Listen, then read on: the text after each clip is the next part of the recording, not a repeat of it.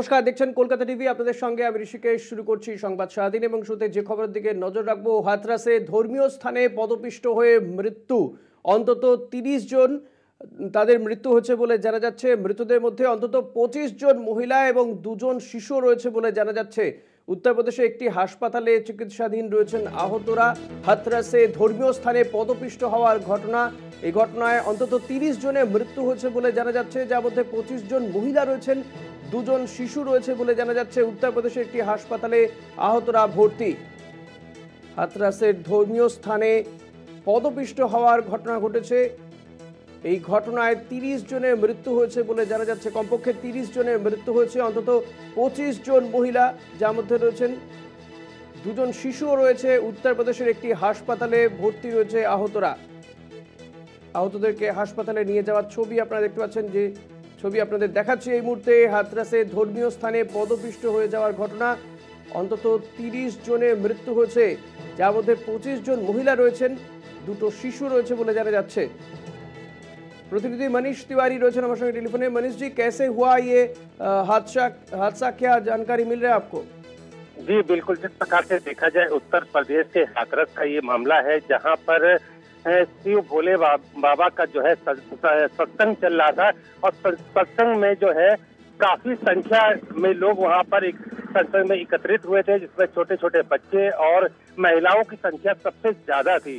और जिस प्रकार से वहां पर भगदड़ मची, अब भगदड़ मचने का जो कारण है अभी तक सामने नहीं आ सका है, लेकिन भगदड़ इतना विशाल रूप ले चुकी है कि करीब अब तक जो सूचना है करीब 30 से भी ज्यादा लोगों की जो है, बच्चों और महिलाओं की जो है मौत हो चुकी है। तो कह सकते हैं जिस प्रकार से वहां पर जो लोग मौजूद हैं या जो चश्मदीद है, उनका ये कहना है कि ये संख्या और भी बढ़ सकती है और ये संख्या जो है कई दर्जन में हो सकती है। तो कह सकते हैं कि कई लोगों को वहां के अलीगढ़ के जिला हॉस्पिटल में और साथ ही मेडिकल कॉलेज में भर्ती कराया गया है, जिसमें से कई लोगों की जो है हालत काफी गंभीर है।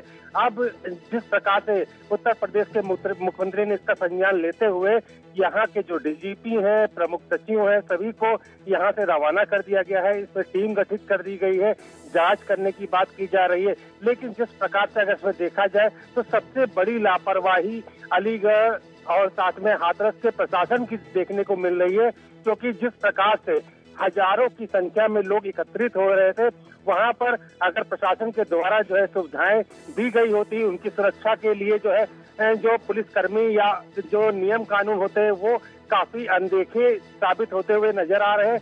जिस प्रकार से अगर देखा जाए तो ये एक बहुत ही बड़ा हादसा है और हादसे का जो सबसे बड़ा कारण जो है वहाँ के जो प्रशासनिक अधिकारी हैं, जो वहाँ के अधिकारी लोग हैं, उनके ऊपर ये आरोप सामने देखने को मिल रहा है। आप तस्वीरों में देख सकते हैं कि छोटे छोटे बच्चे और महिलाएं की बॉडी तितर बितर पड़ी हुई है।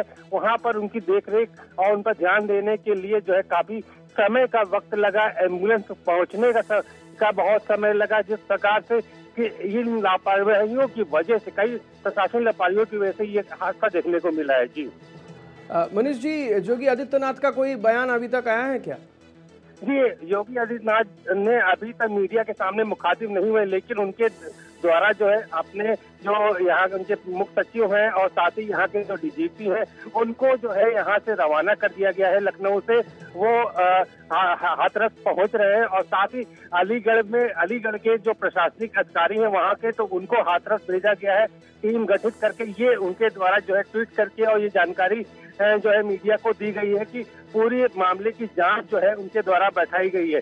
अब जांच के बाद जो है क्या चीजें निकल के आती हैं, क्या क्या लापरवाही है, जो लापरवाही अब तक हाथरस के प्रशासनिक अधिकारियों की देखने को मिल रही है। अब ये जो लखनऊ के सभी अधिकारी यहाँ से हाथरस के लिए रवाना हो चुके हैं। अब इनके रिपोर्ट के आधार पर जो उत्तर प्रदेश के मुख्यमंत्री इस पर जवाबदेही देंगे और अब क्या क्या एक्शन लेते हैं हाथरस के जो डीएम है या वहाँ के जो अधिकारी हैं, वो आने वाला समय ही बता सकेगा। लेकिन बहुत ही बड़ा हादसा है और जो जिन लोगों की डेथ हुई है उनकी संख्या अभी और भी बढ़ सकती है। जी जी बहुत बहुत शुक्रिया मनीष जी। কথা বলছিলাম প্রতিনিধি মনীষ তিওয়ারির সঙ্গে। হাথরাসে যে সেখানে ধর্মীয় স্থানে পদপিষ্ট হয়ে যাওয়ার ঘটনা, কমপক্ষে 30 জনের মৃত্যু হয়েছে বলে জানা যাচ্ছে, যার মধ্যে 25 জন মহিলা রয়েছে, 2টি শিশু রয়েছে বলে জানা যাচ্ছে। উত্তরপ্রদেশের একটি হাসপাতালে তাদেরকে ভর্তি করা হয়েছে।